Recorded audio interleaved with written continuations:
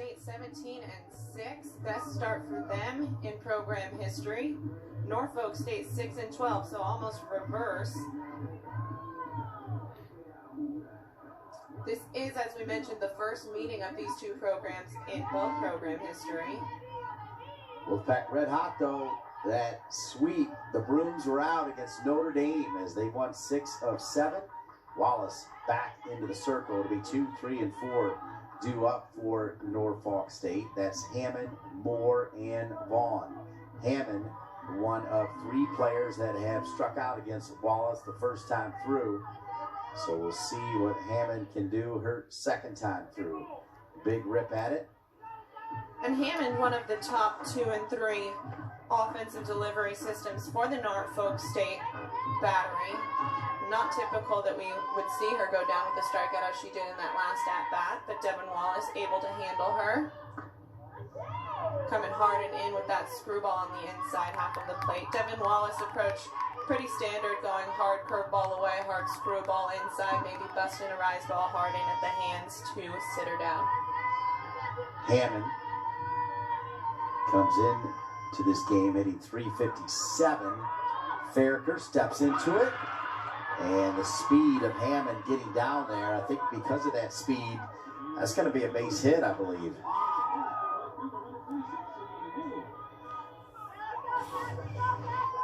Take another look at it here.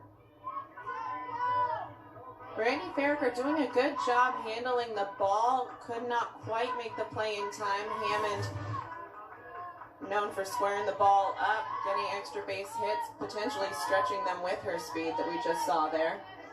So that'll bring up Moore, the right fielder. She reached on an air from Farraker, who just simply couldn't field the ball. Was able to knock it down. 86 lays down a bunt. Morris charges. The runner will advance. So Hammond over to second base with 1 out.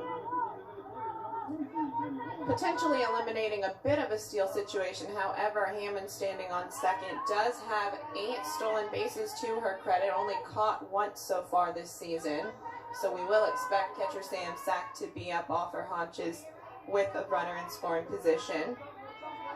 This is Gabby Vaughn making her 14th solo shot from their catcher Hudson. Linky with Lena Mayer. So glad you're with us for not 1 but 2 games here today on ACC Network Extra. And Devin Wallace now finding herself for the 3rd inning in a row with runners in scoring position.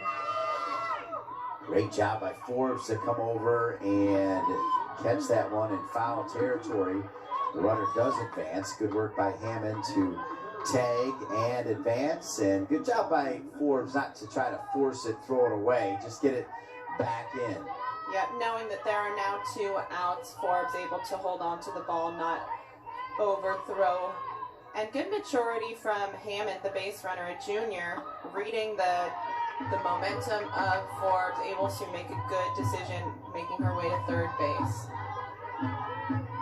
So here is, she doesn't want that. She wants to go up there and get her rips, as even though she was headed to first base, she kind of swung the bat kind of with a Barry Bonds mentality. She was up there to let it rip, and instead she's on first base. She needs to remember every base counts with this NC State team. As that one up the middle, a great diving catch there, and heading back to first base is Nordberg. Sack robbed.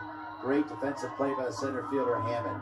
Jazzmaine Hammond, again a spark plug for the Norfolk offense and defense as we see her diving. Good jump coming in hard on that ball that could have died in front of her, and she seems excited about that play just as much as the fan base, I'm sure.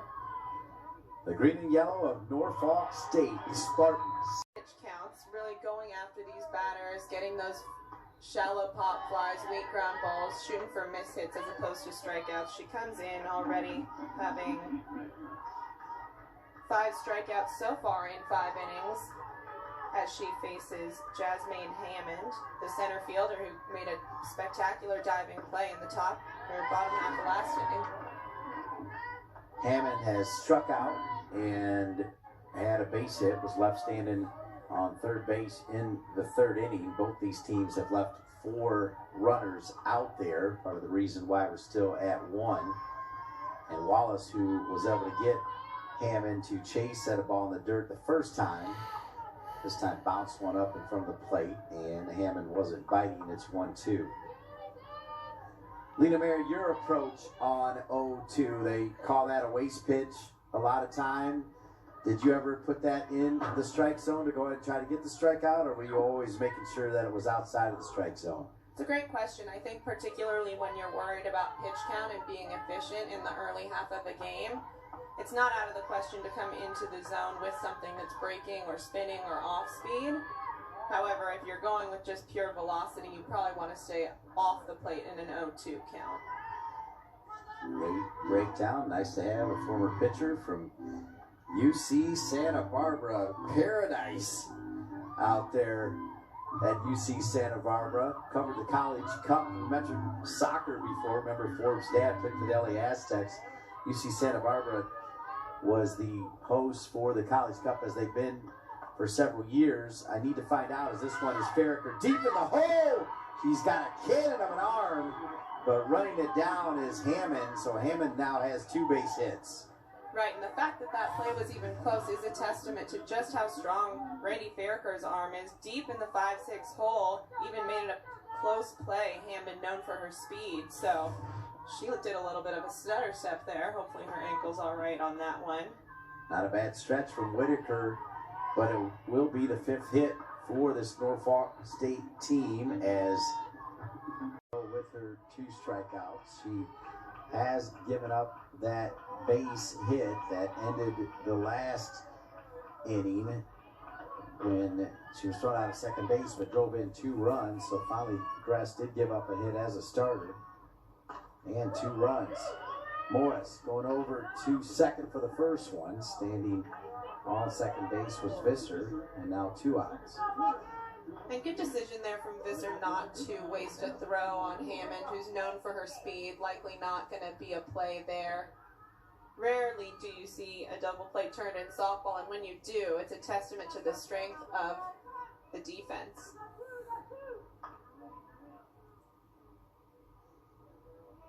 So that's going to bring Imani Moore.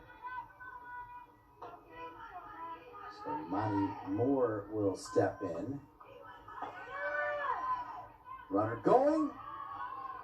Good throw down to second. Visser can't squeeze it. Stolen base for the Spartans.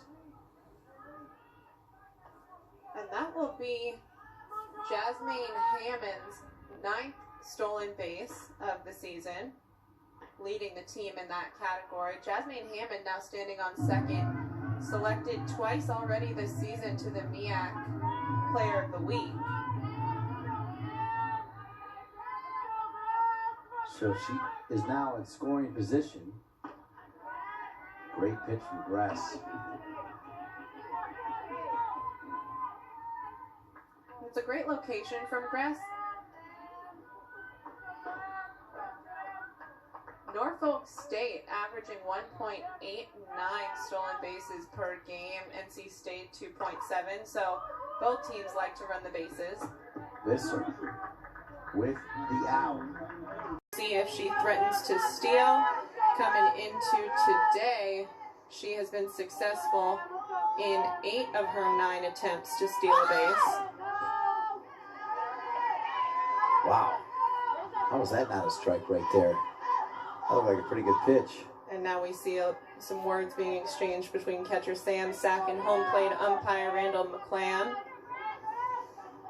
Maybe a little bit of a, that was my bad, different look.